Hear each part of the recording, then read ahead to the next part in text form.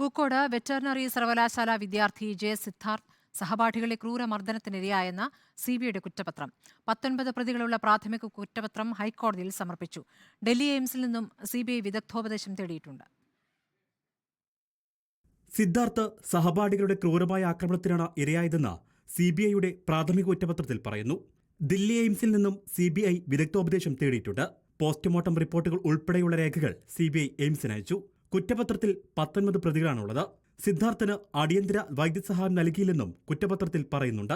വിദ്യാർത്ഥിനിയോട് മോശമായി പെരുമാറിയെന്നാരോപിച്ച് കുറ്റവിചാരണ നടത്തി വിവസ്ത്രനാക്കി ക്രൂരമായി മർദ്ദിക്കുകയായിരുന്നു. ഇടിക്കുകയും തൊഴിക്കുകയും ബെൽറ്റ്, കേബിൾ വയർ എന്നിവ കൊണ്ട് ശരീരമാകെ പരിക്കേൽപ്പിക്കുകയും ചെയ്തു. കോടതിയിൽ ഹാജരാക്കിയ പ്രതികളുടെ മൊബൈൽ ഫോണുകൾ ഫോറൻസിക് വിദഗ്ധർ പരിശോധിക്കണമെന്ന് സിബിഐ ആവശ്യപ്പെട്ടിട്ടുണ്ട്. തുടർ കുറ്റപത്രം കോടതിയിൽ വീണ്ടും സമർപ്പിക്കും. റിപ്പോർട്ടർ, കൊച്ചി.